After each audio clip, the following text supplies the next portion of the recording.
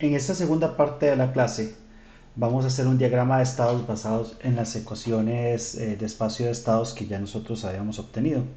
Para hacer el diagrama de estados vamos a hacerlo un poco diferente al libro y quiero hacerlo un poco diferente al libro sobre todo para pensar más en la lógica porque me parece que la resolución del libro, de este caso, ¿cómo les digo?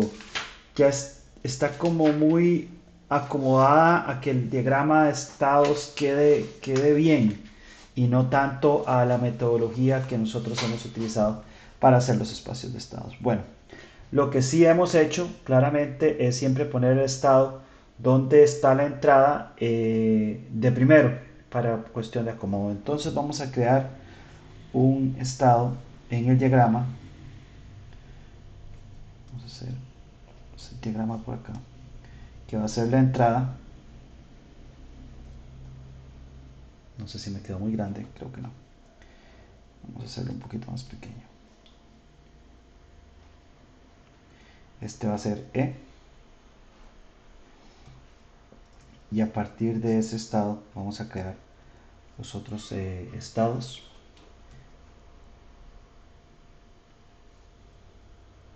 Vamos a hacerlos más pequeños.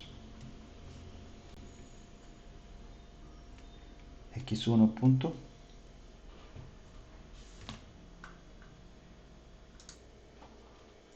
X1 punto. X1. Y así sucesivamente. ¿Ok? Entonces ya tenemos cada uno de los estados que nosotros estábamos buscando. Entonces vamos a graficar las ecuaciones que nosotros queremos trabajar. Vamos a trabajar, por ejemplo, la primera ecuación. Y esa primera ecuación que vamos a poner en color, qué sé yo, verde, la podemos representar y nos dice que x1 punto depende de la entrada.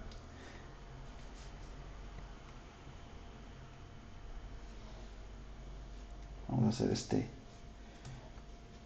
esta dependencia un poquito más decente para que sea más bonita. ¿Ok? Depende de esa entrada, depende de x3, no de x3 punto, y depende de x1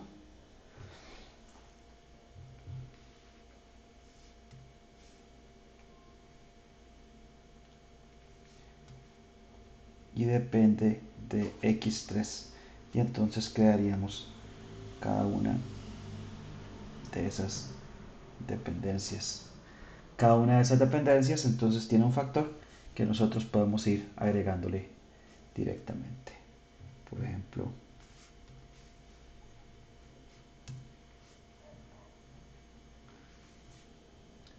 uno entre L1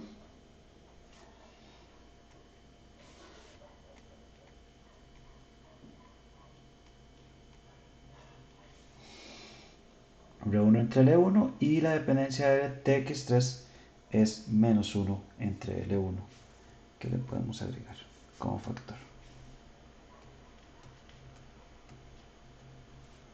Ok. Por cierto, que lo que se me había olvidado escribir acá, no es que haya cometido un error, sino que usualmente lo hago de primero, pero lo podemos hacer, no hay ningún problema, es recordar las dependencias entre las derivadas de cada uno de los estados y el valor de los estados como tal. Yo siempre digo que es como la columna vertebral de lo que nosotros estamos haciendo, ¿verdad? Entonces aquí nosotros tenemos, por ejemplo, 1 entre C1 entre X1 y X, y es el caso de los otros dos estados.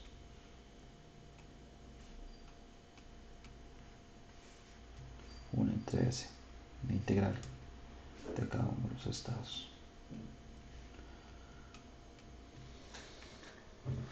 ¿Verdad? Entonces ya tenemos completamente cubierto esa parte, ya tenemos la ecuación x1 punto. Ahora podemos crear la ecuación para el segundo valor, que vamos a hacer en color, qué sé yo, vamos a hacerla en color rojo.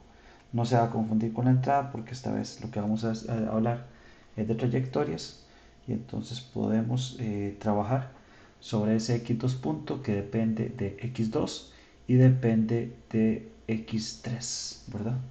Entonces x2 punto depende de x2 y depende como el otro de x3.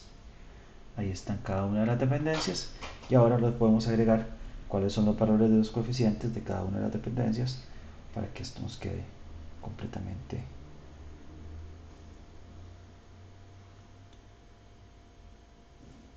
bien hecho.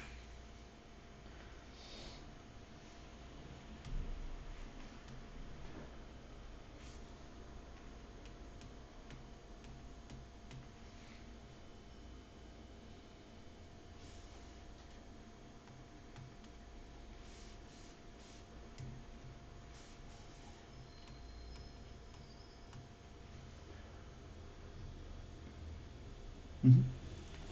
Y ahora nos quedaría el último valor de x3, que lo vamos a hacer en azul,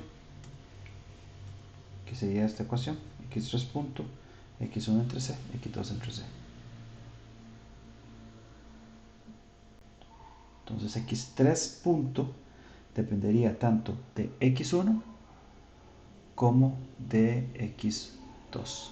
Entonces la dependencia de x2 la podemos graficar fácilmente porque x2 está a la pura par de x3 y la dependencia de x1 sería una línea un poco más grande.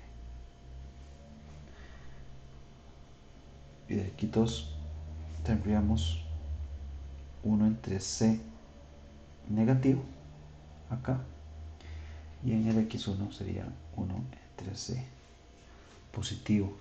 Y con eso nosotros completamos el diagrama de estados del circuito del caso X2, perdón, del caso 4.2 con el que nosotros estamos trabajando.